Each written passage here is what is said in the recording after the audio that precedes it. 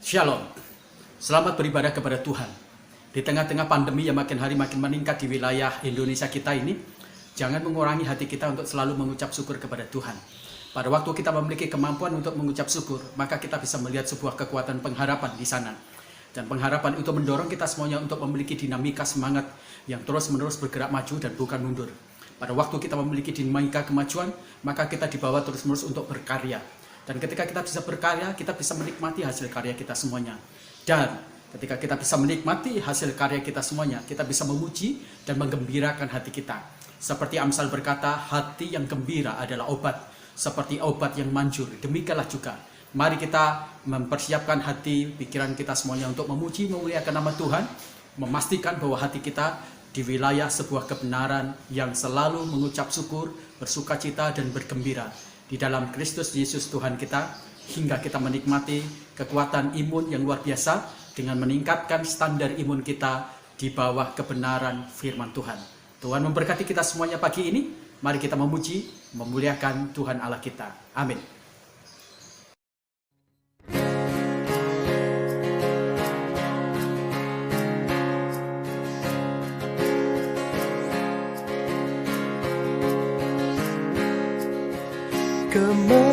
Kemegahan Raja dalam kemuliaan, bumi pun bersuka, bumi pun bersuka. Dia datang dalam terang, kegelapan pun sirna. Umatnya bersujud mendengar suaranya. Besar Allahku, nyanyikan besar Allahku, selamanya besar dan ajaib Tuhanku.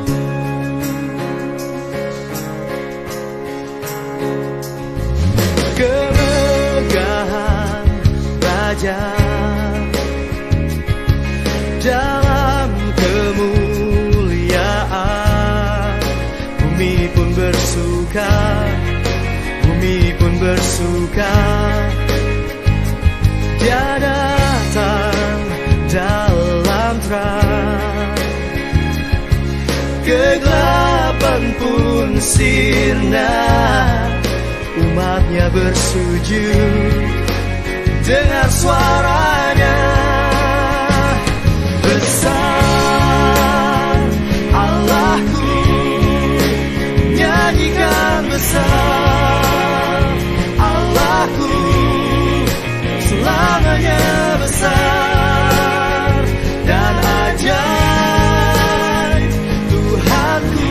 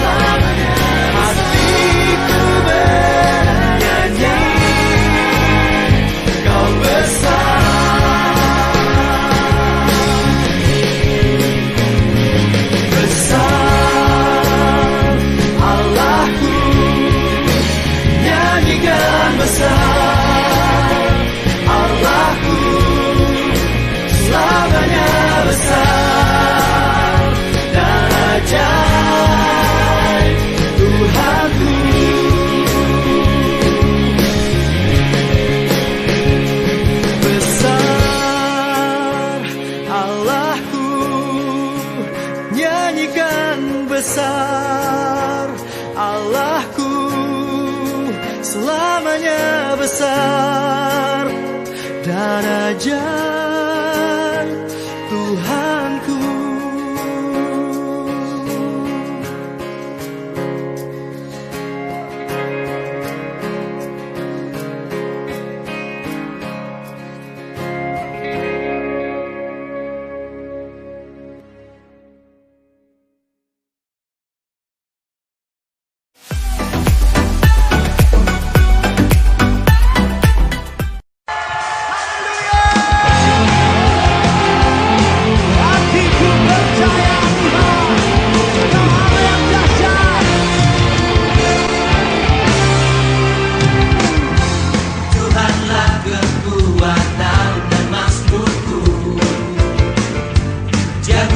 membantu dan keselamatanku. Hanya padamu, Hanya padamu hatiku percaya. Kaulah menara dan kota, dan kota perlindungan. Ku masak, ku bersyukur, sebab cintamu padaku takkan pernah berubah. Hatiku percaya, walau bumi bergoncang, gunung-gunung beranjak, namun kasih setiamu tak pergi dariku. yang percaya kata lagi.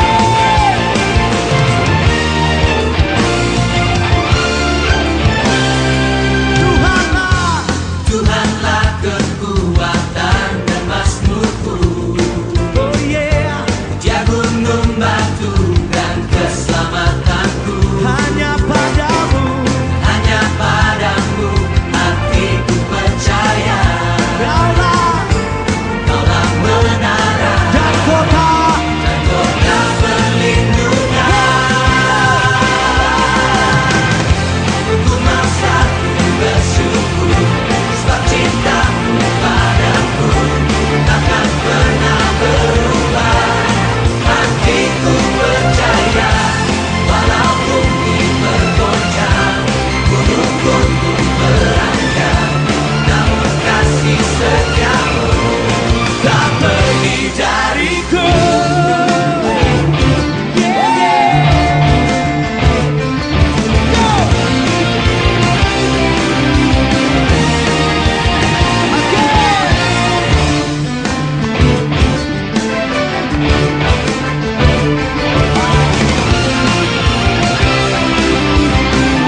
semuanya mau bersyukur. Come on, nyanyikan sama-sama.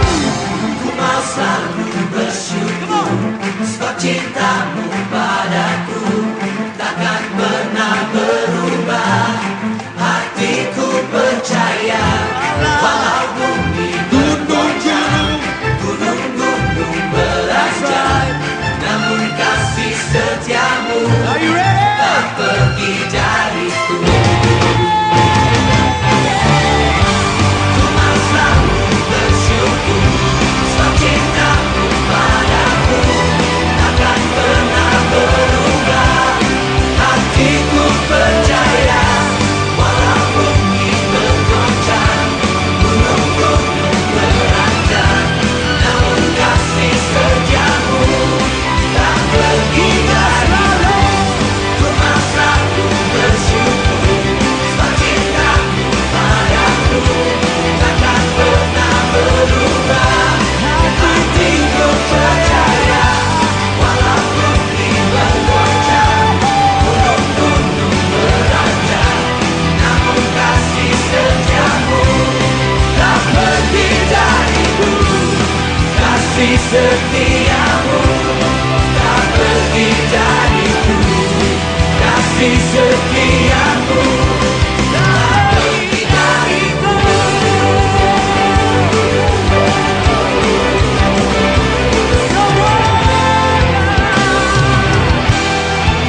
Berikan sorak-sorak lagi.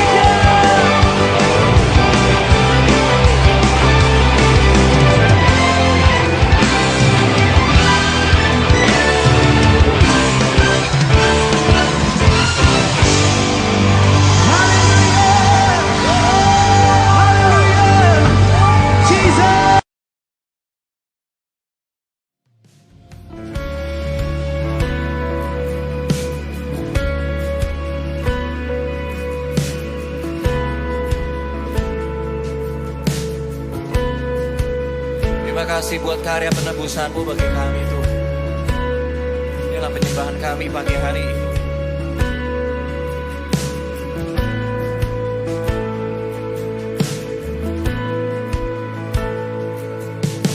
Kemanakah aku dapat pergi, menjauhi roh-Mu yang suci, Kau sahabat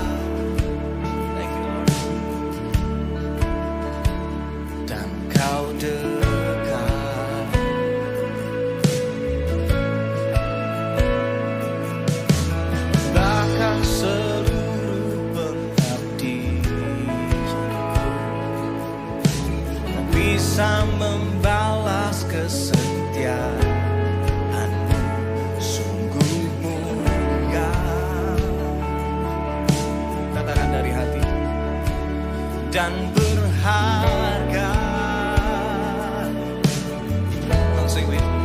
Sungguh besar pengorbananmu bagiku,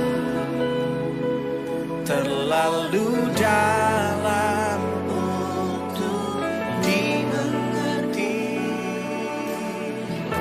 Sungguh besar,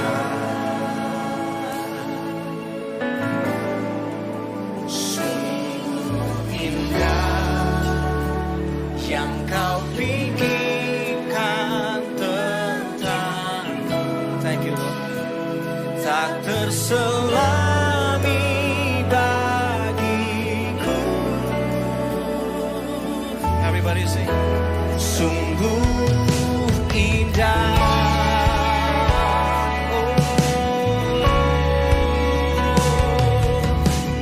Kemanakah aku dapat pergi, menjauhi rohmu yang suci, kau sahabat. Yes, ya Tuhan. Dan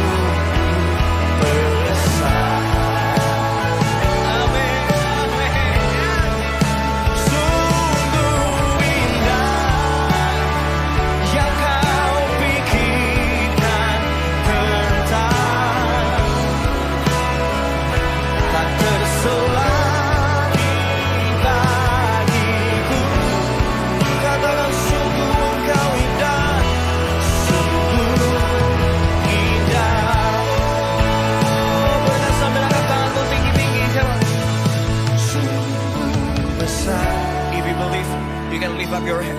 Kalau engkau percaya Yesus yang menebusmu, just raise up your hand. Angkat tanganmu bersama-sama. Nikmatin aja. Ini ucapan syukurmu. Kamu gak bisa bayar dosamu. Yesus yang bayar buat kita. Pakai waktu pagi hari ini. Kembali ingat, salib itu nyata menebusmu. Come and worship. Everybody come on. Sungguh indah yang kau pikirkan tentangku, tak terselami bagiku. Dengan sungguh indah, sungguh indah. Terima kasih Tuhan, sungguh indah, sungguh indah. Terima kasih Tuhan, kami ada hari ini karena pengorbananmu Tuhan. Buat kami selalu terpesona, buat kami selalu terpesona karena Engkau Yesus.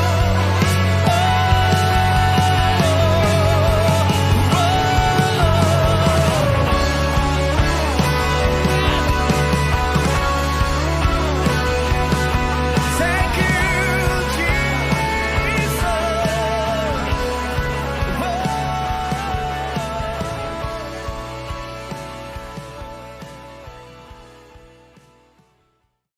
Syukur kepada Tuhan, kita sudah memuji memuliakan nama Dia, dan tiba akhirnya kita akan mendengarkan kebenaran firman Tuhan. Firman yang sangat kita butuhkan di tengah-tengah masa pandemi ini. Firman yang menguatkan dan meneguhkan kita untuk kita bertahan di tengah-tengah tantangan yang sangat berat, supaya kita memiliki pencerahan, supaya kita memiliki kekuatan ketangguhan menghadapi masa-masa susah dan penderitaan yang sangat berat di hidup kita ini. Mari kita siapkan hati kita, mari kita siapkan ruang kehidupan kita supaya firman Tuhan itu mendarat dan menjadi tanah yang subur, sehingga pada akhirnya firman itu berbuah lebat dan menjadi berkat bagi banyak orang. Nama Tuhan dipermuliakan. Mari kita berdoa. Bapa di dalam surga, kami berterima kasih. Sebentar lagi kami akan mendengarkan firman-Mu. Biarlah firman-Mu bekerja, menginspirasi kami menjadi pribadi-pribadi yang berkompeten di dalam iman, karunia rohani kami semuanya, dan dalam kehidupan nyata karya-karya kami semuanya. Dan biarlah firman Tuhan juga meneguhkan lagi, supaya kami tahan terhadap penderitaan-penderitaan dan kesulitan hidup kami, dan kami tidak menjadi orang-orang Kristen yang cengeng dan lepeh. Dan firman Tuhan menjadi air yang menyegarkan, sehingga kami selalu segar dan tidak menyerah pada satu keadaan, dan kemudian menjadi letoy dalam setiap kondisi-kondisi yang sangat buruk. Terima kasih, jadikan firman-Mu menjadi satu makanan, menjadi satu penegak, dan menjadi sandaran, menjadi pegangan bagi kami semuanya. Terima kasih, kami siap mendengarkan kebenaran firman-Mu. Roh Kudus mengurapi kami semuanya. Dalam nama Tuhan Yesus Kristus kami berdoa, haleluya, amin. Pagi ini kita akan berbicara secara khusus tentang good brand image. Kita akan membuka di dalam Pengkhotbah pasal yang ke-9 ayat yang ke-4. Tetapi siapa yang termasuk orang hidup, ia mempunyai pengharapan. Karena anjing yang hidup lebih baik dibandingkan singa yang mati. Amin. Berbahagialah kita yang membaca kebenaran firman Tuhan, menyimpan, melakukannya, karena firman Tuhan akan menjadi berkat kita semuanya. Saya akan menampilkan satu gambaran, kira-kira apa yang ada di pikiran Bapak Ibu semuanya. Gambar yang pertama saya ingin tampilkan di depan Bapak Ibu semuanya. Kira-kira apa yang ada dalam benak Bapak Ibu semuanya? Iya, betul, Starbucks. Bagi Bapak Ibu yang sudah pernah menikmati rasa kopi yang begitu sangat menggigit, ya, dicita rasa, maka Starbucks menjadi satu pilihan bagi kita semuanya. Gambar yang kedua. Iya, betul. Ini adalah gambar logo dari KFC. Makanan siap saji yang berhubungan dengan ayam yang begitu crispy, nikmat luar biasa. Dan gambar yang terakhir. Iya, betul. Logo dari mobil Mercy. Apa yang ingin saya bagikan buat kita semuanya pagi ini, berbicara tentang gambar-gambar seperti mainan tebakan ini. Ketika saya memaparkan gambar ini, secara otomatis yang ada di dalam pikiran dan memori Bapak Ibu semuanya, Bapak Ibu sudah bisa melihat dan menangkap itu semuanya dan memberikan sebuah identifikasi. Kenapa? Karena semua apa yang paparkan itu memberikan satu gambaran yang sangat jelas dan memberikan identifikasi, atau yang saya sebutkan sebagai brand image. Dan ketika saya memaparkan itu semuanya juga hanya berbicara tentang brand image, tetapi bicara tentang good brand image. Siapa tidak kenal tentang KFC yang memiliki ayam yang memiliki cita rasa yang begitu luar biasa? Siapa yang tidak kenal dengan Starbucks yang memiliki good taste yang luar biasa di dalam kopi cita rasanya? Siapa yang tidak kenal dengan mobil Mercy yang begitu sangat berkualitas, enak dinaiki, dan betul-betul dalam jalan yang sangat panjang, Mercy begitu sangat tenang, menghanyutkan, dan buat kita menikmati perjalanan itu serasa kita ada di surga. Wow, luar biasa. Nah, pertanyaannya sangat penting. Ketika kemudian ditampilkan gambar gereja, ketika ditampilkan gambar orang Kristen, apa yang ada di dalam benak pikiran mereka semuanya? Apakah mereka memberikan sebuah good brand image, atau mereka mendapatkan sebuah bad brand image di dalam realitas statement mereka semuanya? Apakah orang-orang akan berkata gereja, wah gereja itu eksklusif, gereja itu egois, gereja itu sangat asing, gereja tidak peduli, gereja sangat tidak memiliki simpati dan empati? Apakah bad brand image itu yang kemudian tertanam di dalam pandangan orang-orang secara umum? Atau mereka memiliki sebuah pandangan yang sangat bagus tentang gereja? Kalau kemudian saya tampilkan tentang orang Kristen, apa yang muncul di dalam pikiran mereka semuanya? Apakah itu juga good brand image atau bad brand image? Orang berkata orang Kristen, orang yang tidak peduli, orang yang hanya bisa bergaul dengan orang-orang Kristen yang lain, tidak mau bergaul dengan masyarakat, tidak mau dekat dengan masyarakat, orangnya eksklusif, sombong, tidak mau peduli, tidak memiliki simpati. Apakah gambaran-gambaran itu yang muncul di masyarakat ketika kita berbicara tentang gereja, ketika kita berbicara tentang orang Kristen? Saya tidak tahu, tapi itu yang akan muncul, yang akan ada di benak mereka semuanya ketika gambaran tentang gereja dan orang Kristen itu sangat bad brand image. Saya tidak berharap itu semuanya. Saya ingat kisah ketika dalam kitab Ayub, waktu Tuhan dia mendapatin iblis, dia berkata kepada iblis, "Iblis, kamu tahu Ayub?" Langsung apa yang dikatakan oleh iblis? "Ya, saya tahu Ayub. Ayub itu takut akan Tuhan, saleh dan mencintai Tuhan, dan tidak melakukan banyak kejahatan." Wow, itu good brand image yang luar biasa. Dia dibangun oleh Ayub dalam kualitas dia, dan itu mendapatkan gambaran. Nah, waktu Salomo dia menuliskan suratan yang di pengkhotbah ini, itu merupakan satu detik-detik menjelang dia akan menghadapi maut. Dia sudah begitu banyak mendapatkan realitas kenikmatan dunia ini dalam bidang seksualitas. Dia bisa menikmati kenikmatan dalam bidang makanan. Dia sangat materialistis, sangat hedoisme, sangat fatalitis luar biasa. Dia begitu sangat hebat luar biasa menikmati apa yang ada di dalam dunia ini. Tetapi ternyata semua kesuksesan dia, semua hal-hal yang sudah dia raih, tidak menunjukkan tentang good brand image di dalam diri dia. Justru ketika Salomo mengakhiri di masa pemerintahan, dia mendapatkan sesuatu yang sangat ironis. Apa itu? Bad brand image. Jadi gambarnya sangat buruk dari Salomo. Dan itu yang kemudian membuat dia menyadari apa yang telah lakukan adalah satu kebodohan, kesia-siaan belaka. Apa yang sudah aku raih, apa yang sudah kau dapatkan dalam kepuasan, semuanya kekosongan dan tidak ada apa-apanya. Dan itu menyadarkan bagi kita semuanya. Maka mari kita belajar dari Salomo, bagaimana kita bisa membangun sebuah good brand image. Gambarannya sangat baik bagi kita semuanya di hadapan masyarakat. Bukan dibuat-buat, tetapi itu merupakan bagian dari natural, kodrat dari gereja, kodrat dari orang Kristen. Yang seharusnya memang mereka ada di dalam dunia ini mengejawantahkan kemuliaan Allah, kebaikan Allah, kasih Allah, mengejawantahkan wajah Allah kepada dunia ini, mengejawantahkan kasih Allah, kebaikan Allah, salam Allah, kemudian berkat Allah di dalam dunia. Harusnya itu yang terjadi dalam gereja. Juga orang percaya di dunia ini. Kalau itu berlaku sebaliknya, maka fatal, betul, ironis betul, bahwa gereja merusak gambar Allah, bahwa gereja merusak kasih Allah, bahwa gereja merusak kepedulian Allah, karena dia yang menghambat, dia yang merusak. Saya tidak berharap gereja dan orang percaya menjadi perusak bagi good brand image dari Allah itu sendiri. Nah, pertanyaannya bagi kita semuanya, bagaimana kita bisa membangun good brand image di kehidupan realitas nyata kita? Yang pertama, jadilah orang Kristen atau gereja yang hidup dan bukan mati. Pengkhotbah pasal 9 ayat 4 itu memberikan sebuah penegasan tentang kenyataan sebuah hidup disandingkan atau diversuskan dengan kematian. Kehidupan itu yang memberikan kepada kita semuanya dampak. Kehidupan itu yang memberikan sebuah kehidupan. Kematian yang akan membagikan sebuah kematian. Hanya kehidupan yang akan melahirkan kehidupan. Hanya kematian yang akan melahirkan kematian. Dan ini menjadi sesuatu yang sangat penting. Salomo mengajarkan kepada kita semuanya, kalau kita ingin memiliki sebuah good brand image, maka gereja dan orang percaya harus memiliki sebuah kehidupan dan bukan kematian. Ketika Salomo berbicara tentang kematian, dia tidak sedang berbicara kematian secara fisik. Ketika kita mati, tidak bisa bergerak, kemudian kita dikubur di tanah. Bukan itu. Ada begitu banyak pengertian-pengertian kematian di situ. Pengertian yang pertama, ketika Salomo berbicara tentang kematian, itu bercerita tentang kematian rohani. Bagaimana tidak? Salomo dalam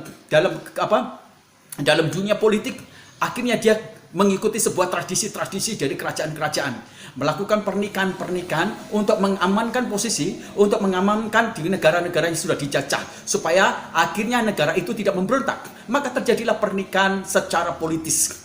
Dan pernikahan secara politik tidak memperhitungkan apakah dia adalah orang percaya atau tidak. Ternyata ada begitu banyak orang-orang yang dalam pernikahannya dan istri-istri Salomo adalah orang-orang yang tidak percaya. Dan Salomo kemudian mengikuti pergerakan dari orang-orang yang tidak percaya, istri-istri yang tidak percaya. Akhirnya Salomo menyembah kepada Allah yang pagan, melibatkan sebuah kebiasaan ibadah orang-orang pagan. Dan itu menyebabkan Salomo meninggalkan Tuhan, jauh dari Tuhan. Kerohaniannya menjadi kemati, kerohaniannya menjadi tidak hidup. Dan Salomo mengalami kekosongan dalam batinnya, rohani dan jiwa dia. Kekosongan yang akut, yang luar biasa, yang menyebabkan Salomo betul-betul tidak memiliki damai sejahtera. Kematian kedua adalah kematian yang berbicara tentang semangat hidup yang mati. Salomo sudah banyak mengalami. Kalau kita bicara tentang Salomo, dia adalah seorang pribadi yang sangat materialistis karena dia memiliki kekayaan. Hidup tujuan fokus dia adalah kekayaan. Itu yang kemudian kita baca semuanya. Ingat baik-baik, ketika orientasi hidupmu hanya materialistis, engkau sendiri pasti akan mengalami sebuah keterpurukan, kekosongan yang tanpa batas. Engkau akan menderita karena sifat materialistis yang ada dalam diri kita semuanya. Material yang engkau dapatkan itu tidak akan membuat kau bahagia. Materi yang kau dapatkan itu justru akan mengosongkan kebahagiaan dari batiniah dan kehidupanmu. Camkan itu baik-baik. Salomo juga mengalami bagaimana gaya hidup hedoisme. Bagaimana dia menikmati kenikmatan dunia ini sampai seksualitas. Ternyata itu merusak. Dan semua pengalaman-pengalaman itu yang menyebabkan akhirnya Salomo menjadi begitu sangat pesimis, menjadi segitu sangat apatis dengan hidup. Dia skeptis luar biasa. Gak ada gunanya. Aku udah kaya, aku udah punya semuanya. Aku udah nikmati semua kenikmatan di dunia, tapi semua gak ada gunanya. Sia-sia. Akhirnya dia tidak menikmati segala sesuatu yang ada di dalam dunia. Persis seperti filsafat Epicurus. Dia berkata demikian. Tuhan itu adalah Tuhan yang tidak terlibat, tidak memiliki simpati dan empati kepada manusia. Itu sebabnya ngapain kita mikirin Tuhan, ngapain kita cari Tuhan, ngapain beribadah kalau Tuhan tidak terlibat, kalau Tuhan tidak mempersiapkan segala sesuatu berkaitan masa depan kita nantinya, nggak ada gunanya. Jadi hidup ini tidak perlu diperjuangkan, hidup ini tidak perlu untuk kita berkarya begitu hebat, nggak perlu, nggak ada gunanya. Skeptis, ragu, dan akhirnya orang menjadi tidak memiliki antusias yang sangat tinggi. Nah, inilah kematian yang digambarkan oleh Salomo ketika dia menjadi orang-orang yang tidak mengikuti Tuhan, jauh dari Tuhan, dan tidak memiliki dinamika semangat. Camkan baik-baik. Bukan itu sebenarnya yang akan kita kehendaki, yang kita kejar di dalam dunia. Salomo mengajarkan kepada kita semuanya, bukan itu yang kita kejar. Karena yang kita kejar, kalau kita materialistis, hedoisme, fatalis, humanis, meninggalkan Tuhan, semuanya akan berujung pada sebuah kematian. Ingat, semuanya akan berujung pada sebuah kematian. Salomo menyadarkan kepada kita semuanya sesuatu yang sangat esensial, sangat penting. Apa itu? Hidup. Hidup itu jauh lebih penting dari sebuah kematian. Hidup itu jauh lebih penting dari semua apapun juga. Kalau engkau punya harta tapi mati, apa gunanya?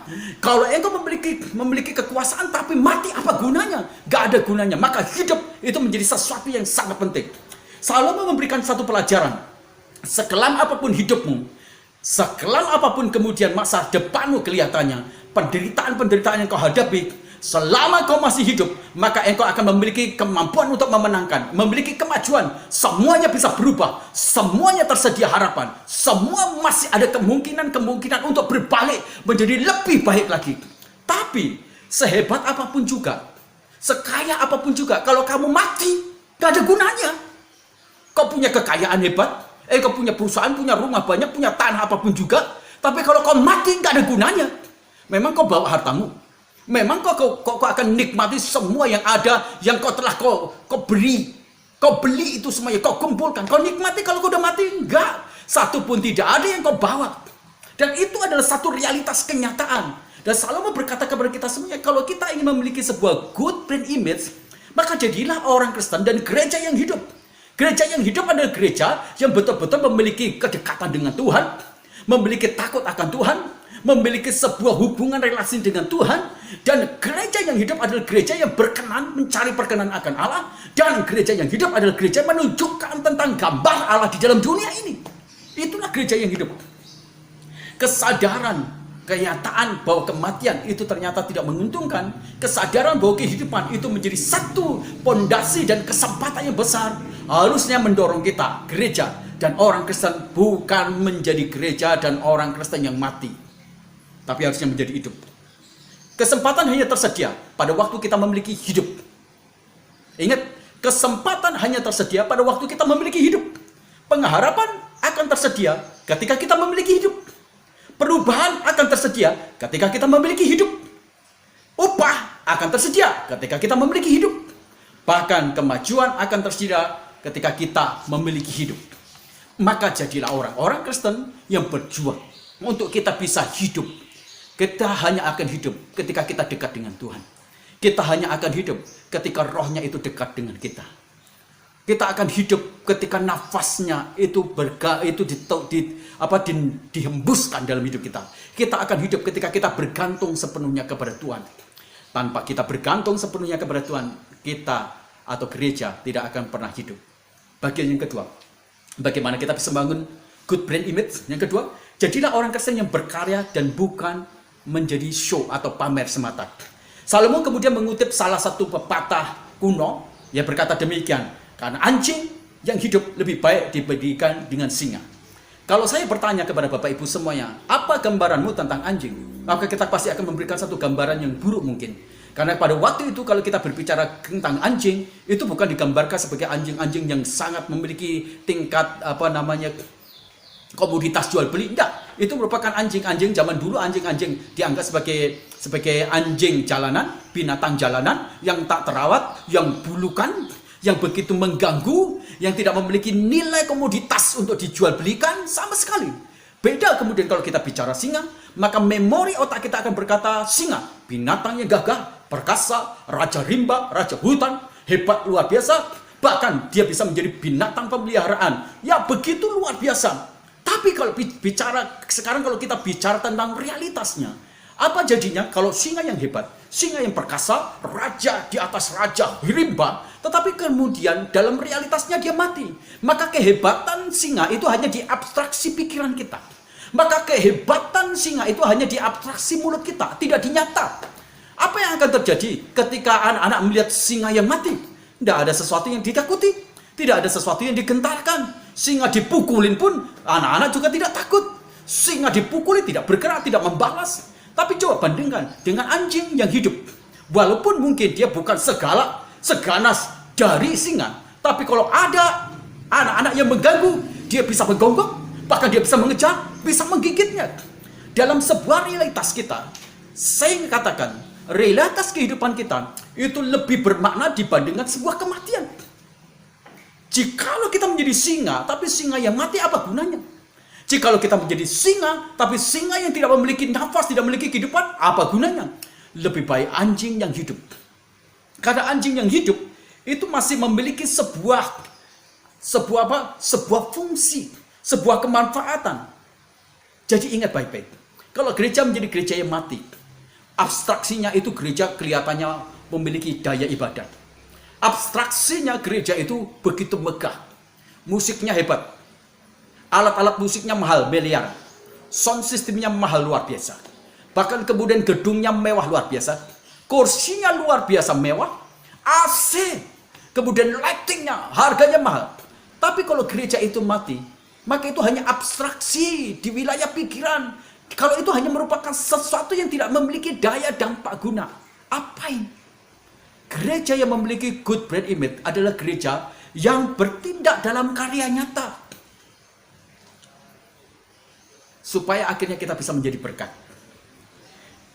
Jika realitasnya singa yang hebat tapi mati, maka dia hanya berada di dalam wilayah kekuatan yang show, pamer, di wilayah abstraksi, angan-angan yang hebat luar biasa, tapi pada dasarnya dia tidak memiliki hebat.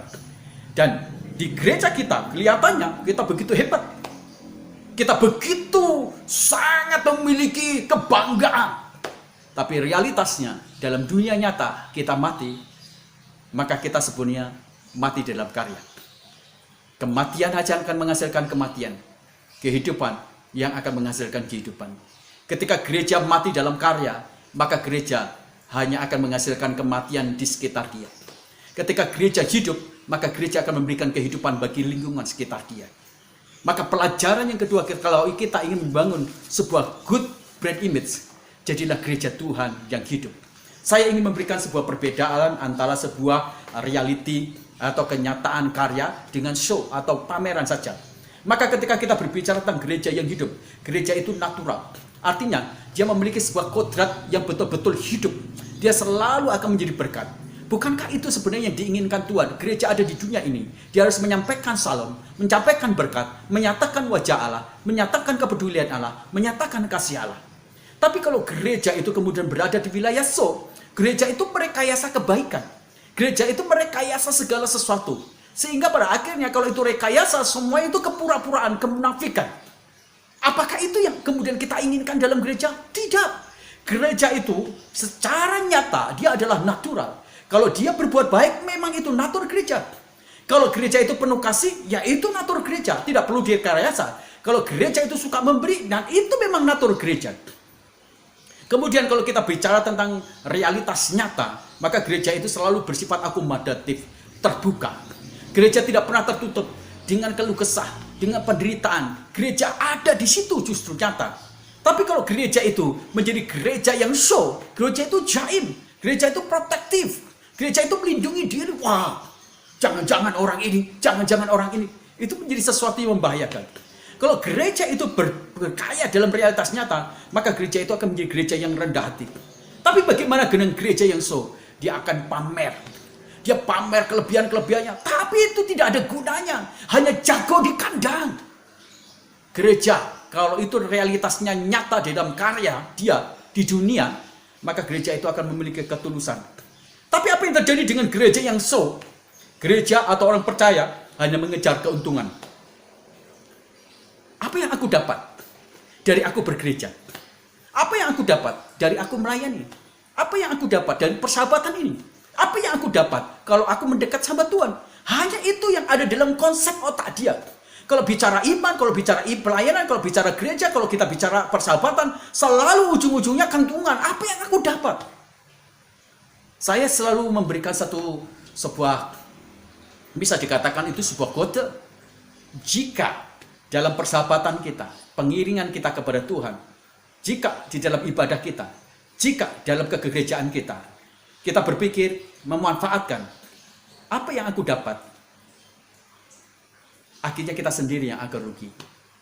Karena kita kehilangan sahabat-sahabat yang baik, karena kita kehilangan orang-orang yang perhatian, karena mereka akan muak dan jenuh dengan cara kita merepresentasi sebuah keuntungan yang ada di logika kita, otak yang timbul di dalam batiniah kita. Gereja yang nyata dan bukan pamer adalah gereja yang memuliakan Allah dan tidak cari panggung. Orang percaya yang tidak cari panggung, tapi selalu memuliakan Allah. Gereja yang bertindak nyata adalah gereja yang kebaikannya bersifat kehidupan. Bersifat kehidupan terus menerus dan tidak bersifat eventual. Ya itulah gereja. Tapi kalau kita bicara tentang gereja show, orang percaya show, mereka melakukannya secara eventual, di momen-momen secara khusus. Tapi itu bukan gereja yang hidup, itu gereja yang mati. Dan yang ketiga, bagaimana kita bisa membangun sebuah good brand image. Jadilah gereja atau orang percaya yang bermanfaat dan bukan mudarat. Anjing yang masih hidup itu sangat bermanfaat bagi pemiliknya. Tapi singa yang mati tidak ada manfaatnya sama sekali. Anjing yang hidup masih bermanfaat. Dia bisa menjadi penjaga bagi rumah tuannya. Masih diajak bisa bermain, menjadi sarana hiburan keluarga. Bisa dipakai untuk menjadi penuntun orang buta. Tapi singa yang mati, sekalipun besar, kelihatan hebat, tidak ada manfaatnya. Sama sekali tidak berguna kalau singa itu mati. Bagaimana dengan kita? Singa yang hidup itu bisa digambarkan sebagai orang yang memiliki kekuatan, otoritas. Singa yang hidup juga bisa digambarkan dalam pepatah kuno waktu itu sebagai orang-orang kaya, tapi tidak punya manfaat. Sebagai orang-orang yang diberkati Tuhan dengan kekayaan, tapi kalau kau tidak punya manfaat, itu dikatakan oleh Salomo, kau singa yang mati. Tidak punya manfaat. Kalau kita tidak punya manfaat, nggak ada gunanya. Kalau kau tidak ada gunanya, kalau kau benda mati, bau busuk. Sesuatu yang tidak berdaya guna. Tapi kalau kita adalah anjing yang hidup, mungkin engkau bukan orang kaya. Mungkin engkau bukan orang yang memiliki begitu banyak fasilitas. Mungkin engkau juga bukan orang yang begitu hebat. Tapi kalau kau anjing yang hidup, engkau masih memiliki manfaat. Dan manfaat yang berdaya guna, itu jauh lebih menguntungkan. Singa yang mati, perkasa, hebat, apa gunanya? Orang kaya diberkati oleh Tuhan, kalau kau tidak punya manfaat, apa gunanya? Gerejamu membutuhkan, tapi kalau engkau tidak berguna, nggak ada gunanya. Saya bersyukur Tuhan memberkati jemaat-jemaat menjadi jemaat yang bermanfaat bagi gereja Tuhan, dan bermanfaat juga bagi kota dengan pergerakan-pergerakan sesuatu yang sangat luar biasa, ekspektasi yang sangat tinggi dalam karya pemberiannya kepada masyarakat sekitar. Ada satu perumpamaan yang diberikan oleh Tuhan tentang pohon ara, ditanam di tempat di sebuah perkebunan, dirawat sedemikian rupa, tetapi di sana tidak didapatkan manfaat, tidak ada buah. Tuhan berkata, ambil kampak, kemudian tebang pohon itu, dan setelah itu bakar. Itu yang akan terjadi kepada benda, kepada materi yang tidak bermanfaat. Matius pasal yang kelima, ayat yang ke-13, ayat 16 dikatakan di sana, kamu adalah garam dunia, kamu adalah terang dunia. Garam itu akan mendapatkan sebuah good brand image ketika rasa asinnya bermanfaat bagi orang lain. Terang itu akan bermanfaat ketika panasnya itu bermanfaat bagi dunia ini. Bayangkan jika garam itu tidak bermanfaat. Bayangkan kemudian terang itu tidak bermanfaat. Bayangkan misalnya matahari itu tidak menyinari, maka di sana hanya ada kematian. Jadi, ketika tidak berfungsi dan bermanfaatnya gereja dan orang percaya, maka itu tanda kematian pada gereja dan orang percaya. Saya kagum dengan beberapa gereja. Ada sebuah gelitik rasa yang begitu sangat, mungkin ketidakpercayaan yang sangat akut kepada gereja justru muncul dari pendeta dan orang-orang pelayan-pelayan Tuhan sendiri. Melihat gereja yang tidak peduli pada pergerakan COVID yang begitu sangat tinggi. Melihat gereja yang tidak memiliki simpati dan empati untuk mendukung pemerintah. Saya kagum dengan gereja yang membuka gerejanya, kemudian menjadi ruang isoman bagi orang-orang yang menderita OTG. Dibukalah gereja. Disiapkan di sana bukan hanya tempat, di sana disiapkan tempat tidur, di sana disiapkan kemudian semua hal yang berkaitan dengan makanan disiapkan. Saya kagum dengan gereja yang memang sangat bermanfaat, bukan mudarat yang tidak memiliki manfaat. Saya kagum juga dengan beberapa orang-orang percaya. Mereka sekarang mulai mengadakan pergerakan yang sangat signifikan. Orang-orang percaya, mereka mendirikan kelompok-kelompok. Mereka mulai membuka dapur umum. Mereka bungkus. Mereka bagikan kepada orang-orang yang ada di isoman. Setiap hari mereka kirim. Saya kagum dengan orang-orang percaya juga yang mereka membangun sebuah aliansi. Mendukung dalam obat-obat COVID bagi orang-orang yang isoman, OTG. Dikirim itu semuanya. Saya kagum juga dengan orang-orang yang membentuk sebuah aliansi kelompok yang memberikan oksigen kepada orang-orang yang sedang berada dalam kondisi yang sangat akut gawat darurat. Dan ini orang Kristen, inilah gereja yang memiliki kemanfaatan, bukan kemudaratan.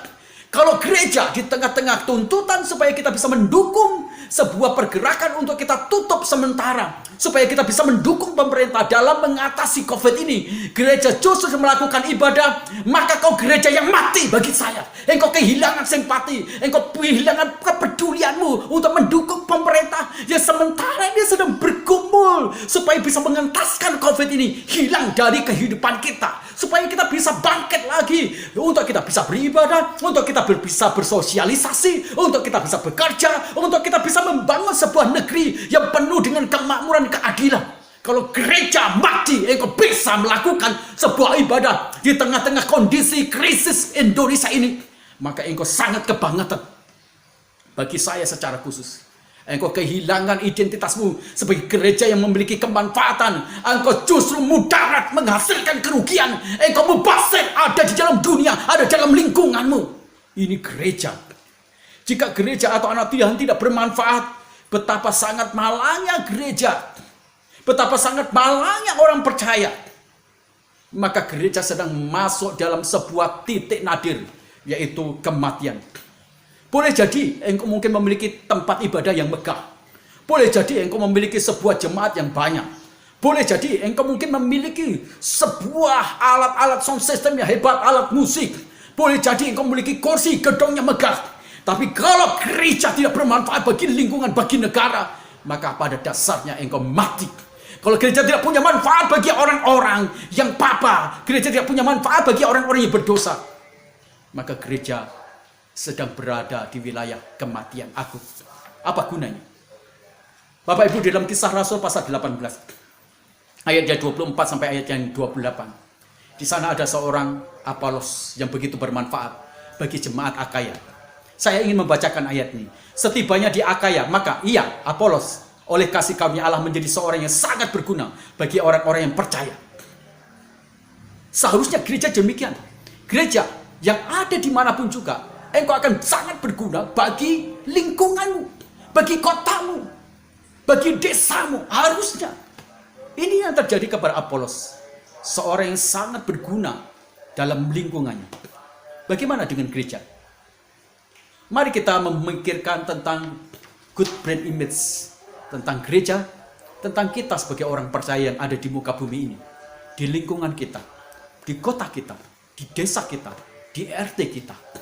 Apakah kau sudah memiliki sebuah good brand image bagi masyarakat atau sesuatu yang buruk? Saya berdoa kebenaran firman Tuhan ini akan menyentakkan kita lagi, mendorong kita untuk sadar. Ini waktunya gereja menjadi gereja yang memiliki good brand image. Ketika orang ditanya tentang gereja, mereka berkata gereja itu penuh kasih. Gereja itu adalah inklusif. Gereja itu sumber berkat. Gereja itu pemerhati. Gereja itu menjadi penolong, baik bagi pemerintah, bagi orang-orang. Kiranya kebenaran firman Tuhan memberkati bagi kita. Mari kita berdoa. Bapa di dalam surga, kami berterima kasih. Pagi ini kami diingatkan lagi untuk kami menjadi gereja-gereja dan orang percaya yang memiliki good brand image. Gambarnya sangat baik, sehingga pada akhirnya nama Tuhan dipermuliakan. Hari ini kami terus berdoa untuk bangsa dan negara kami yang sedang menghadapi ledakan COVID. Engkau memberkati presiden kami supaya Tuhan memberikan hikmat marifat kepada jajaran kementerian, kepada jajaran gubernur, kepada jajaran kemudian Tuhan eselon 1, eselon 2, jajaran DPR dan MPR, supaya mereka semuanya bersinergi. Kami mematahkan orang-orang yang berusaha merancang jahat, memanfaatkan situasi ini untuk merusak pemerintah kami, untuk membuat sebuah teror, untuk membuat kekacauan. Kami patahkan, kami hancurkan dalam nama Tuhan Yesus. Jagai dan lindungi bangsa negara kami menjadi bangsa yang besar, menjadi bangsa yang bangkit di tengah-tengah COVID ini, sehingga teratasi COVID ini, ekonomi dipulihkan, sosialisasi kami dipulihkan, sehingga kemakmuran terjadi bangsa negara. Lebih daripada itu, kami berdoa bangsa kami dilawat oleh Tuhan. Ada banyak jiwa-jiwa yang percaya kepada Tuhan Yesus. Tuhan nyatakan itu semuanya. Kami berdoa Tuhan untuk untuk kota kami. Engkau memberkati pemimpin kota kami, baik bupati, baik camat, bagi kelurahan, kepala desa, RW/RT. Engkau memberkati. Berkati ekonomi di kota kami. Berkati juga Tuhan untuk kota kami, Tuhan ekonominya, baik itu wisata, baik itu perhotelan, niaga, pertanian, perkebunan, perikanan, peternakan. Engkau memberkati supaya ekonomi di kota kami menggeliat.